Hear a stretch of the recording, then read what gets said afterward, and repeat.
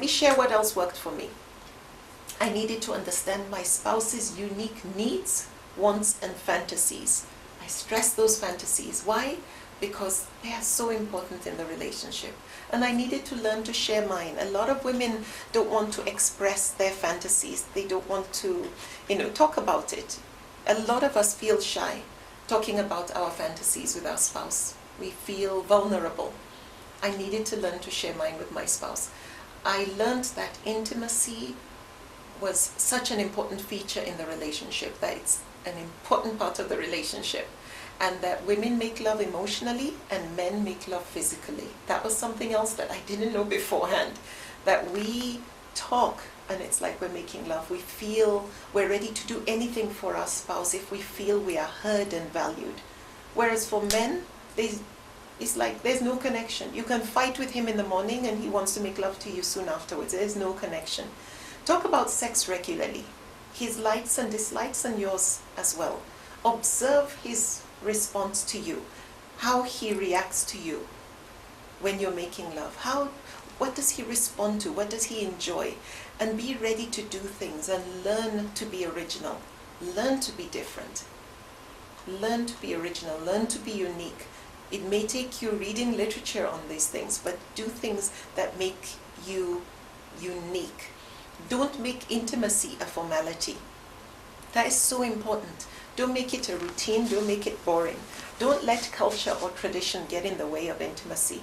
A lot of men who have had affairs, unfortunately, will tell you that they did it because they wanted spice. They don't let tradition come in. And then look hot at home for your spouse.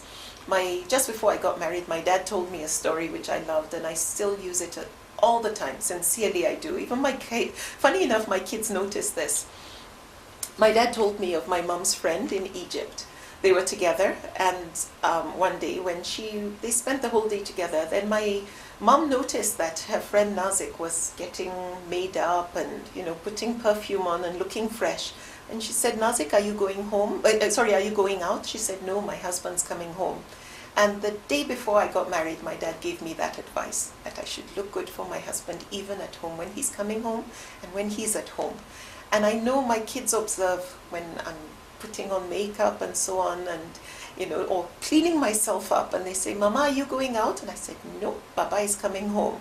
Or, "I just want to look good for your dad." And I'm trying to also teach them at the same time. Sometimes they see their dad combing his hair, washing his face and looking fresh, and they will ask him, "Is he going somewhere?" He says, "No, just looking good for your mom."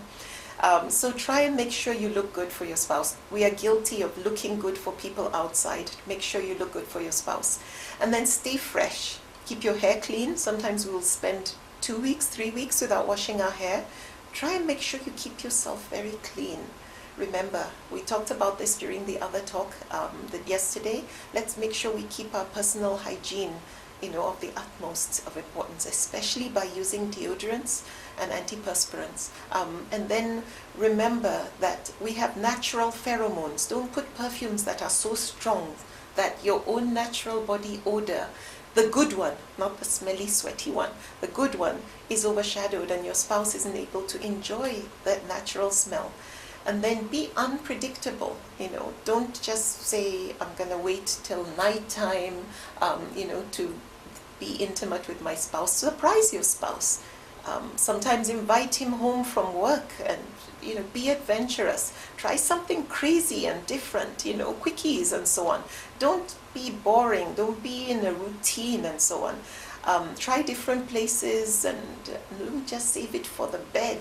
So learn to please your spouse. Don't allow him to fantasize about something that has not been forbidden for us. For some of you who may already have found educational tools, especially if you're getting books that will teach you these things, use them to learn. As long as they're for education, this is how you will learn to grow. And if your spouse is adventurous, you can learn together and grow together and find out what pleases the other. Learn about sexting during the day. Keep yourself at the top of his mind by sending sexually suggestive text messages. But be very smart and learn to delete it, and remind him to delete it as well, because sometimes phones get stolen. But use it to create that anticipation of what's to come at the end of the day, and excitement. Especially for me, what I love to do is drive him crazy when he's traveled long distance, because it makes him so eager to come back to me. And then make him feel like a king. Make him feel like a king, and I promise you, he will make you the queen of the house. I'm content with what I have, because he's the man I married, and I married him for the sake of love. And for that reason, I also know that I am not perfect, and I have to continue to work on myself. And as long as we're committed to this marriage, and we're committed to the institution of marriage, then inshallah it will work.